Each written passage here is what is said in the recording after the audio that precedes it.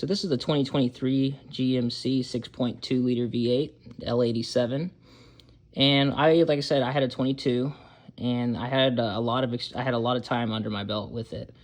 And you know, how does it feel compared to the 7.3? Well, obviously this feels lighter than the 7.3, but I don't miss the lighter feeling. I like the heavier duty feeling.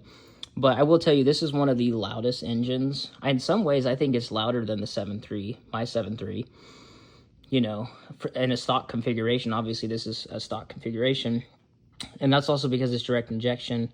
It's got a little bit more advanced, you know, components. And the lifters on this are a lot more noisier. They do make some weird sounds.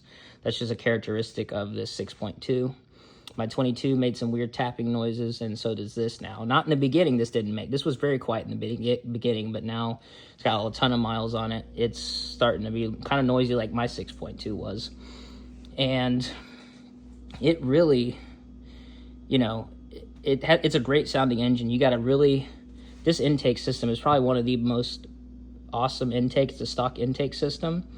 And all you hear in the cab when you drive, all you hear is the intake and some of the exhaust, and it's so noticeable. Like it's very similar to the 6.6 LAT. You know, and just looks like a simple engine, and in a way it is simple. You know, of course, direct injection is a little bit more advanced, and then the cellular deactivation, and that really, you know, is kind of really the most advanced, you know, things that kind of make it not so simple. But really looking at it, it looks very simple. It looks more simple than the 7.3.